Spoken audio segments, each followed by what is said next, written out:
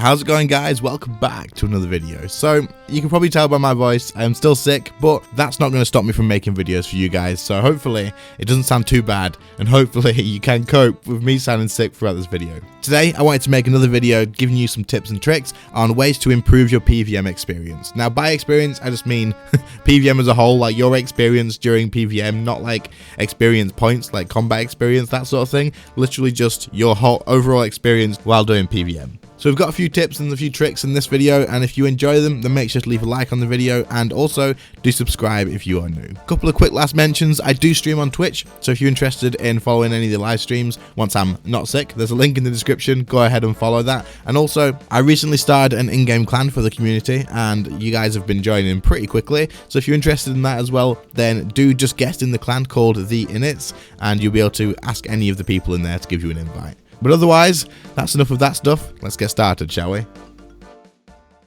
So the first tip that I have for you guys is actually for the people who are still just camping on a shield everywhere you go. Now, I was one of these people until probably literally a couple of weeks ago, maybe, not even that, because I was streaming and everyone was like, just get your, why don't you have a defender? Go and get a defender, do it on stream, get your defender, sort it out. Now, personally, I always just thought, hey, I only use my shield for like a switch. I never really use it for anything else. So does it really matter that much? And honestly, you can absolutely get away with just using a shield. If you can't bother getting a defender, then okay, fine, you don't have to. But I would recommend that you do, because defenders are actually really, really good. The damage difference between using a defender and a shield is actually pretty damn decent. So when you have a defender as your offhand, you really don't reduce your damage by that much. It is still reduced, but it's really not that much. In comparison to having a shield on, it is definitely a lot better, and you can still use revenge when you have a defender on as well, boosting your damage even more. Now, defenders don't get the full sort of kit from using defense abilities. Like, you can use all the same abilities, but things won't work as well. For example, resonance won't heal as much as it would with a shield, but you still can use the resonance to get the heals back. But I would highly recommend that you do use a defender instead of a shield in most places, because it just doesn't reduce your damage that much. You can leave it on, you can camp it a little bit if you need to, especially for people who are learning and need to keep their shield on a bit longer when they're practicing to use the switches and stuff. This will not reduce your damage by a whole lot, and you can definitely just leave that on for a little bit while you get used to it. A lot of people I know actually just camp a defender through certain bosses while they're learning, so that's something you could do as well. So definitely consider getting a defender instead of a shield. Now that I've made the switch, I literally just want to go ahead and get all the defenders for all the styles. I just haven't got around to doing it yet, but I will do as soon as I'm in a position where I'm like, right, I'm using this style a lot now, I need to get a defender.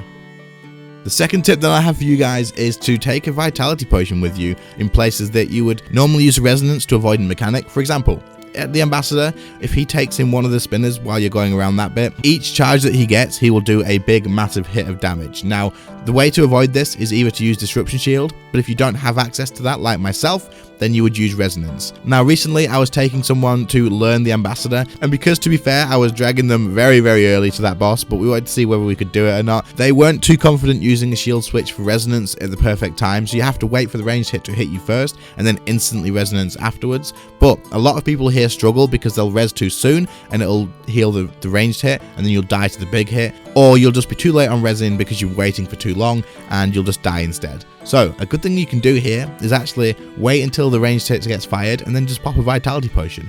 You don't have to wait any longer, you just literally make sure you're on full health, pop the vitality potion and tank the hit. Then you'll just have to eat a couple of bits of food, you'll be absolutely fine afterwards, but it takes the stress out of using a shield switch. It literally is just really, really useful.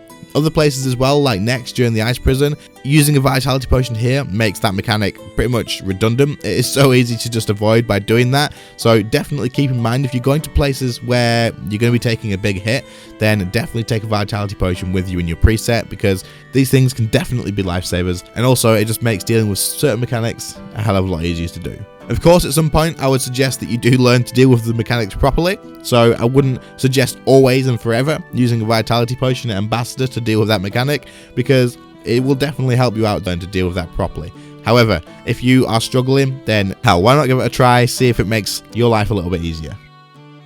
Okay, so please no flame for me not knowing this one until very recently, but this is actually really cool. If you come to the Dungeoneering Reward shop with your Ring of Kinship, you can actually see in here there's a cape called the Spirit Cape. Now, the Spirit Cape is really, really cool. So what it does is it will permanently reduce the cost of any scroll abilities that your combat familiars have by 20%. Now, this means you could buy this for 45,000 tokens, and you do not need to have it equipped. As long as you have one, as long as you've bought it, you will permanently get that effect. It means that your Ripper Demons will get to use more scrolls before their special move bar runs out. Same goes for anything else, so it works with things like a unicorn, it works with things like the titans, all that great stuff. This is a really cool effect to have because it's literally passive, you don't have to do anything with it, and in late game PvM, you'll find that you're using a Ripper Demon a hell of a lot. Like, it's pretty much the only familiar that you're going to be using most of the time, except for in very specific situations, like at next you'll be using a Shadow Nihil. But having this effect just means that your Ripper Demon can use more scrolls, outputting more DPS before the special move bar is empty. You'll find yourself probably at some bosses chucking down the spiritual prayer potions, so that'll actually make those go further as well, because every time your familiar uses a scroll, it's going to cost less to use, so you'll have to restore that less often than if you would without this effect. So you can definitely save money through it as well, you can output more DPS through it as well, and it's just a nice effect to have for such a small amount of Dungeoneering tokens. So I suggest you do get your hands on one of these and just leave it in your bank somewhere. I kind of regret not having it sooner, but I had no idea. Someone left this in a comment on a video, so thank you if that was you, because that's absolutely awesome. Thank you. So the next one I have is fairly quick and fairly simple, but it's very, very useful. So, did you know you can actually keybind your pocket slot? You can just drag that down here to a keybind and it will stay in there. Now that probably made sense to a lot of you, like, well, yeah, obviously, but I didn't know this until recently. I don't know why I didn't think I could just keybind them, but you can. So you can keybind your pocket slot, and this is really useful, especially if you're using a grimoire, because if you use the grimoire, you want that turned off whenever you're not using it. And it's nice and easy, just press the keybind and it will turn on or off. That's embarrassing. I don't have any pages in. Let's get a book that has pages, shall I? Okay, so now that we actually have pages, you can press the keybind. You can see the book does come on over here, and then when I'm done with the boss, just press it again. Boom, it's off. Now, I always leave these running between banking. It's so annoying, but having these on a nice, comfortable keybind that you can just quickly toggle on and off after a boss, it is absolutely awesome, nice and easy to do, and it will save you money in the long run, because these pages aren't cheap. Like, even this Saradomin one, these pages are so expensive. They don't buy for that. They do not buy for that.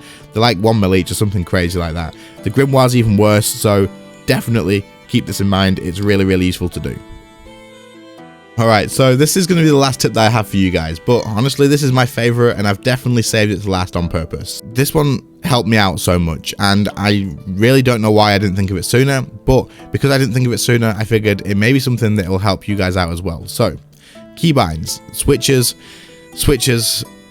stress me out so much. I'm sure that you guys are feeling the same at some point in this game, that there's so many switches, and if you're looking at my inventory feeling like a panic attack is about to come on, this is my Telos preset at the moment. There is so much stuff in here, it is unbelievable. So I have a staff equipped, I have a wand and orb for dual wield, and I also have ascension crossbows. Why do I have ascension crossbows with that? For my Telos. Nice vids, man. Thank you very much, more PvM. Oh, and he's gone. Thank you very much, though. Why do I have crossbows for Telos? Well, I have a Saradomin Godbow special attack here for the last phase, but to use that, I need to equip ranged weapons, and then I want to use Ingenuity of the Humans, and I want to fire it off with that. So, keybinds are absolutely insane, and it's super useful to have for switches. However, there is just no room for switches. There's just no room for all those switches. Now, the way I get around this is, you may have noticed when I changed to my crossbows what happened, but if you look down here, at the bottom here on number 7, you have all of my magic and my Telos keybinds, my standard ones. So you'd have my staff, my wand, my orb, all my ring switches, my shield switch, my dread nips, all that good stuff, all my essences of finality. I wish I didn't need 3, but I've got 3, and now where the hell do I put all my range switches? So when I go to another boss, do I have to drag all my range switches onto here and do something else? No. So there's something called auto change. Well, it's not called auto change, but you can make it so the bars will auto change when you change weapon, right? Most of you guys will have that up here, so when you change to range, your bar will automatically be a range bar. Now, you can do this for your switches as well. So you'll see at the bottom, we're currently on the mage one. If I equip my ascension crossbows, that changes to my range switches. So now, you can see here, I've got my ring of death and stuff in the same place. My crossbows are here, and then next to that I've got my offhand glaive. This is all just for switches and stuff when I'm using range, so my greater ricochet, planted feet. And then I've got other stuff as well that is mostly range related. My shield is on the same spot, but it's a defender for range. And then my bladed diamond stuff's all in the same place. So It's nice and easy, and it automatically changes when I go between magic and range. This makes switching a lot easier because you can line stuff up. You can make it so that your switches are always on the same place. You know that your dual wield is going to be on Alt 4 and Alt 7, or you're going to know that your main hand is on Alt 1 for your staff. And then when you're on range, your rings are in the same places, your shield is in the same place, your essence of finalities are in the same place. It just makes life a little bit easier. No, it makes life a lot easier. Hopefully that all made sense to you. Basically, all I'm trying to say is, when I change weapons to magic, this whole bar changes to magic switches. And when I change weapons to range, this whole bar changes to range switches. Now, how do you do this? If you go into settings, and then you come down to the action bar binding, as you scroll down here, you'll see action bar binding set up 3, 4, 5, all the way down. Now for magic, I have all bar number 7, and it's set to all magic. Now, what I would do is if I equip magic weapons, you can see it's bar number 7 down here, and all my magic switches are on there. And then for range, all my range switches are on bar number 8. So if I equip this, it automatically changed to bar number 8. So it's nice and easy to set up. It really doesn't like take long to set this up itself. Just make sure you've got it all right, test it out before you go into a boss, and it will literally save you so much time, so much space, so much stress of changing your dragging your stuff in every time you go to a new boss like I used to. Definitely worth doing, and hopefully that will help you out your switches and make your life a little bit easier. But in all honesty, frick switches, dude. Who wants switches? It's just stressful.